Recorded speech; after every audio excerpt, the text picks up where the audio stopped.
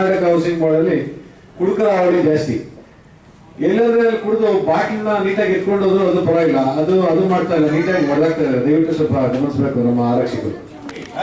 Medicines ಇರಲ್ಲ, ಏನಿರಲ್ಲ, ಮತ್ತೆ ಅವರು ಕೊಡೋದು ಅದರಲ್ಲಿ ಆಲ್ ರೇಟ್ ಈಗಾಗಲೇ ಕಡಿತ ಮಾಡಿದ್ರೆ ಅವ್ರು 10 ರೂಪಾಯಿ 20 ರೂಪಾಯಿ ತಿಂಗಳೆಲ್ಲ ಉಳಿಸಿದ್ರು 1000 ರೂಪಾಯಿ 2000 ರೂಪಾಯಿ ಉಳ್ಸಕ್ಕಾಗಲ್ಲ. ಹಾಲು ಎಲ್ಲ ಫೀಡು ಮತ್ತೆ ದಿನನಿತ್ಯ ಬೂಸ ಇನ್ನೊಂದು ಎಲ್ಲ ರೈಸ್ ಆಗಿರುತ್ತೆ. ಯಾವ್ದು ಎಲ್ಲಿ ಉಳಿಸ್ತಾರೆ ಹೇಳಿ? ಈಗ ಅದ್ರಲ್ಲಿ ಮತ್ತೆ ಹಾಲು ರೇಟ್ ಕಡಿಮೆ, ಏನೋ ನಮ್ಮ ಎಡಗಡೆಯಲ್ಲಿ ಸ್ವಲ್ಪ ಅಮೌಂಟ್ ಇದೆ ಅಂತ ಹೇಳ್ಬಿಟ್ಟು ಕಡಿಮೆ ಮಾಡಿದ್ರೆ ಅದನ್ನ ಕೊಡ್ತಾ ಇದಾರೆ. ನಿಮ್ ಕಡೆಯಿಂದ ಏನಾದ್ರು ರೈತರಿಗೆ ಏನಾದ್ರು ಸಪೋರ್ಟ್ ಇದೆಯಾ ಹೇಳಿ? ಎಲ್ಲಾ ತರ ಸಪೋರ್ಟ್ ಏನು ಮಾಡಲ್ಲ. ಹಾಲಿನ ದರ ಅನ್ನೋದ ನೀವು ಎಲ್ಲಾ ಸುಮ್ನೆ ಆಶ್ವಾಸನೆ ನಾವು ಇಲ್ಲಿಂದ ಅಲ್ಲವರೆಗೂ ತೋರಿಸ್ತೀವಿ ಅಂತ ಹೇಳ್ತೀರಿ ಹೊರತು ನೋಡಿ ಅಲ್ಲಿ ಬೆಟ್ಟ ಇದೆ ಇಟ್ಕೊಂಡಿರ್ತೀರಿ, ಅದು ಹತ್ತಿದ್ರೆ ತಾನೇ ಅದ್ರ ಕಷ್ಟ ಗೊತ್ತಾಗೋದು. ರೈತರಿಗೆ ಅದೇ ಆಗ್ತಾ ಇರೋದು. ನೀವೇನು ಮಾಡ್ತಾ ಇಲ್ಲ. ನೀವು ಅದ್ರ ಬಗ್ಗೆ ಏನಾದ್ರು ಇದ್ರೆ ಪರಿಹಾರವಾಗಿ ಏನಾದ್ರು ಇದ್ರೆ ಹೇಳಿ ರೈತರಿಗೆ. ಅನುಕೂಲ ಮಳೆ ಆಗ್ತಾ ಇದೆ, ಆದ್ರೆ ನಮ್ ಕಡೆ ಮಳೆ ಇಲ್ಲ. ಆದ್ರೂ ಬರಗಾಲದಲ್ಲೇ ಸ್ವಲ್ಪ ಇಷ್ಟೆಲ್ಲ ಹಾಲು ಕರೆದು ಇಷ್ಟು ಇದು ಮಾಡ್ತಾ ಇದ್ರೆ ನೀವು ರೇಟ್ ಈಗಲೇ ಕಡಿಮೆ ಮಾಡಿದ್ರಲ್ಲ. ನಮ್ಮ ಕರ್ನಾಟಕದಲ್ಲಿ 82 ಲಕ್ಷ ಲೀಟರ್ ಹಾಲು ಶೇಖರಣೆ ಆಗ್ತದೆ. ನಮಗೆ ಮಾರ್ಕೆಟ್ ಆದಂತ ಹಾಲು ಕೇವಲ 40 ಲಕ್ಷ 38 40 ಲಕ್ಷ ಹಾಲು ಶೇಖರಣೆ ಹಾಲು ನಾವು ಮಾರಾಟ ಮಾಡಕ್ಕೆ ಸಾಧ್ಯವಾಗ್ತಾ ಇರೋದು. ಈ ನಮ್ಮ ಬೆಂಗಳೂರಿಗೆ ಸಂಬಂಧಪಟ್ಟ ಹೇಳ್ಬೇಕಂದ್ರೆ ಇವತ್ತು ನಮ್ಮ ಬೆಂಗಳೂರಲ್ಲಿ 18 ಲಕ್ಷ ಲೀಟರ್ ಹಾಲು ಶೇಖರಣೆ ಆಗ್ತದೆ. ಬಟ್ ಮಾರಾಟ ಆಗೋದು ಕೇವಲ 9 ರಿಂದ 10 ಲಕ್ಷ ಲೀಟರ್ ಮಾತ್ರ ಮಾರಾಟ ಆಗ್ತದೆ. ಹಾಗಾಗಿ ದರಗಳಿಗೂ ಕೂಡ ಈಗ ನಿಮ್ಗೆಲ್ಲ ಗೊತ್ತಿದೆ, ಈಗಾಗಲೇ ಇವೆಲ್ಲ ಒಂದು 50 ವರ್ಷದಿಂದ ನೋಡ್ಕೊಂಡ್ ಬಂದಿದ್ದೇವೆ. ಬೇಸಿಗೆ ಕಾಲದಲ್ಲಿ ನಾವು 3 ರೂಪಾಯಿ ಸೇರಿಸ್ಕೊಡ್ತಾ ಇದ್ವಿ. ಈ ಮಳೆಗಾಲ ಬಂದಾಗ ಒಂದು 3 ರೂಪಾಯಿ ರೇಟ್ ಕಮ್ಮಿ ಮಾಡ್ತಾ ಇದ್ವಿ. ಈಗ ಮುಂದಿನ ಸೆಪ್ಟೆಂಬರ್ 1ನೇ ತಾರೀಕಿಂದ ಮತ್ತೆ ಮಾಮೂಲಿ ದರನ ನೀವು ಕೊಡೋದಕ್ಕೆ ಆಗಲೇ ಈಗ ಕಾರ್ಯಕಾರಿ ಮಂಡಳಿ ನಮ್ಮ ಒಕ್ಕೂಟ ಯೋಜನೆ ಮಾಡ್ತಾ ಇದೆ. ಗೊತ್ತಿದೆ ಎಲ್ರಿಗೂ ಕೂಡ. ಈಗ ತುಂಬಾ ಹಾಲ್ ರೇಟ್ ಕಡಿಮೆ ಇದೆ, ರೈತರಿಗೆ ತುಂಬಾ ಕಷ್ಟ ಇದೆ ಅಂತ ಎಲ್ರಿಗೂ ಕೂಡ ಗೊತ್ತಿದೆ. ಆದ್ರೆ ಮಾರುಕಟ್ಟೆ ನಮಗೆ ಕಷ್ಟ ಆಗ್ತದೆ, ಯಾಕೆಂದ್ರೆ ಹಾಲು ಮಾರಾಟ ಮಾಡೋದು ತುಂಬಾ ಕಷ್ಟ ಇದೆ. ಯಾಕೆ ನಾವು ಕೂಡ ಬೆಳಿಗ್ಗೆ ಎದ್ದು 2 ಗಂಟೆ 3 ಗಂಟೆ ರಾತ್ರಿ ಹೋಗಿ ನಾವು ಬೂತ್ಗಳು ಚೆಕ್ ಮಾಡಿ ನೋಡಿದ್ರೆ ನಮ್ಮ ನಂದಿನಿ ಹಾಲಿಗಿಂತ ಬೇರೆ ಪ್ರೈವೇಟ್ ಹಾಲುಗಳು ಜಾಸ್ತಿ ಹೋಗ್ತಾರೆ. ಯಾಕೆಂದ್ರೆ ಪ್ರೈವೇಟ್ ಹಾಲು ಜಾಸ್ತಿ ಇದೆ, ಅವರುಗಳು ಜಾಸ್ತಿ ಕಮಿಷನ್ ಕೊಡ್ತಾ ಇದ್ದಾರೆ ಮಾರಾಟಗಾರರಿಗೆ. ಅವ್ರೇನ್ ಮಾಡ್ತಾರೆ, ಅವರ ಹಾಲು ಸೇಲ್ ಮಾಡೋದಕ್ಕೋಸ್ಕರ ಅವ್ರ ಕಮಿಷನ್ ಆಸೆಗೋಸ್ಕರ ನಮ್ಮ ನಂದಿನಿ ಹಾಲನ್ನ ಕಡಿಮೆ ಸೇಲ್ ಮಾಡ್ತಾ ಇದ್ದಾರೆ.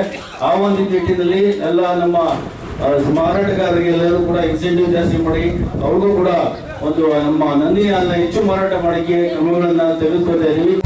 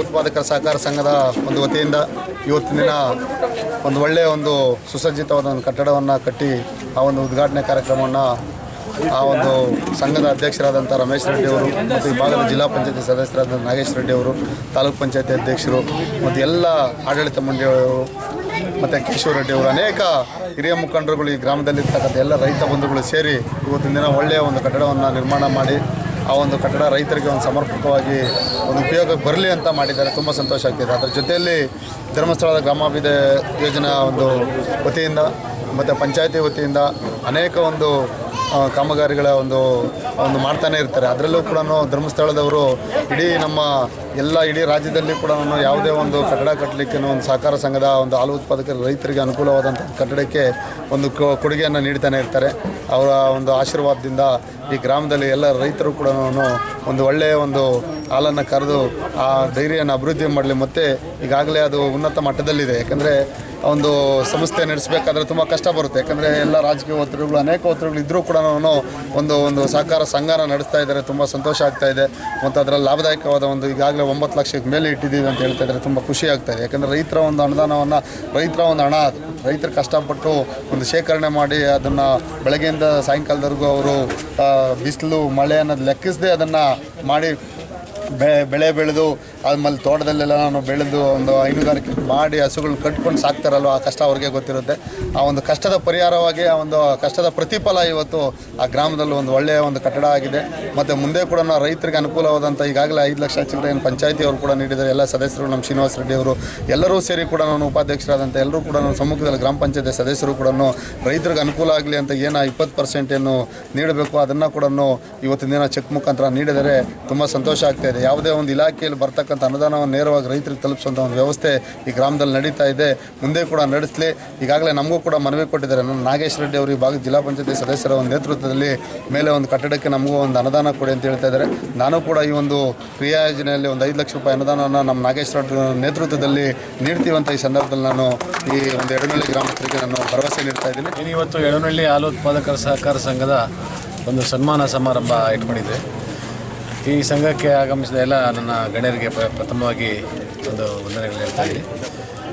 ಏನು ಭಾಗದ ರೈತರು ಏನು ಕಷ್ಟಪಟ್ಟು ಒಂದು ಹಾಲು ಉತ್ಪಾದನೆ ಮಾಡ್ತಾರೆ, ಅದನ್ನು ಸಂಘದ ವತಿಯಿಂದ ಮಾರಾಟ ಮಾಡಿ ಆ ಒಂದು ಕೊಂಡಿಯಾಗಿರೋ ಒಂದು ಈ ರೈತರು ಮತ್ತು ಮಾರುಕಟ್ಟೆಯ ಕೊಂಡಿಯಾಗಿರೋ ಒಂದು ಸಹಕಾರಿ ಸಂಘಗಳು ಯಶಸ್ವಿಯಾಗಿ ಕಾರ್ಯನಿರ್ವಹಣೆ ಮಾಡಿದಾಗ ರೈತರಿಗೆ ಮತ್ತು ಅದರ ಒಂದು ಅನುಕೂಲ ತುಂಬ ಹೆಚ್ಚಾಗುತ್ತೆ ಅನ್ನೋದಕ್ಕೆ ಒಂದು ಉತ್ತಮ ಒಂದು ಏನು ಉದಾಹರಣೆ ಅಂದರೆ ಇದು ಎಡನಹಳ್ಳಿ ಹಾಲು ಉತ್ಪಾದಕ ಸಂಘ.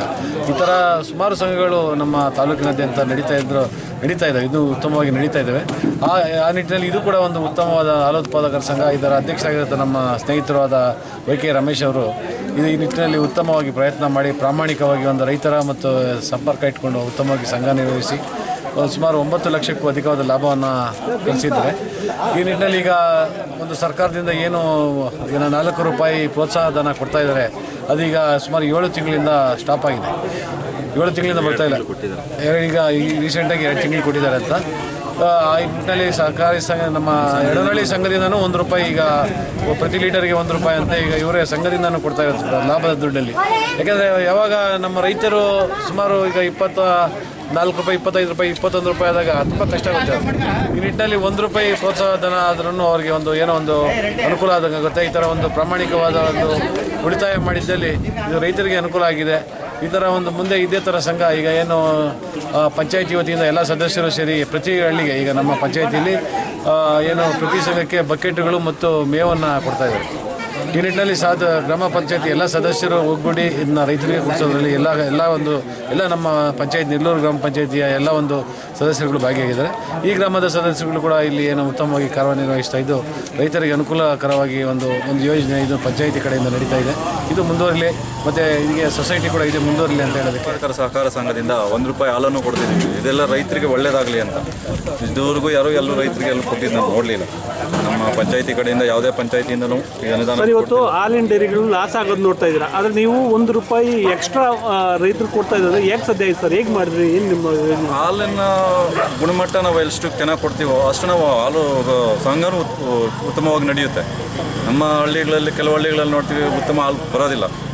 ಈಗ ನಮ್ಮ ಡೈರಿನಲ್ಲಿ ಒಳ್ಳೆ ಉತ್ತಮವಾದ ಹಾಲು ಕೊಡ್ತಿದ್ದೀವಿ ನಾವು. ಸಂಘಕ್ಕೆ ಉತ್ತಮವಾದ ಹಾಲು ಕಳಿಸ್ತಾ ಇದ್ದಾರೆ. ನಮ್ಮ ಸಂಘ ಲಾಭದಲ್ಲಿದೆ, ಲಾಸ್ ಏನು ಆಗ್ತಿಲ್ಲ ನಮ್ಮ ಸಂಘ. ಹಾಗೆ ನಮ್ಮ ಉತ್ಪಾದಕರು ನಮಗೆ ಚೆನ್ನಾಗಿ ಸಹಕರಿಸ್ತಾ ಇದ್ದಾರೆ. ನಮ್ಮ ಸದಸ್ಯರು ನಮಗೆ ಚೆನ್ನಾಗಿ ಇದು ಕೊಡ್ತಿರೋದ್ರಿಂದ ಚೆನ್ನಾಗಿ ನಡೀತಿದೆ. ಲಾಭ ಇರೋದ್ರಿಂದ ನಾವು ಮಾಡ್ತಿದ್ದೀವಿ.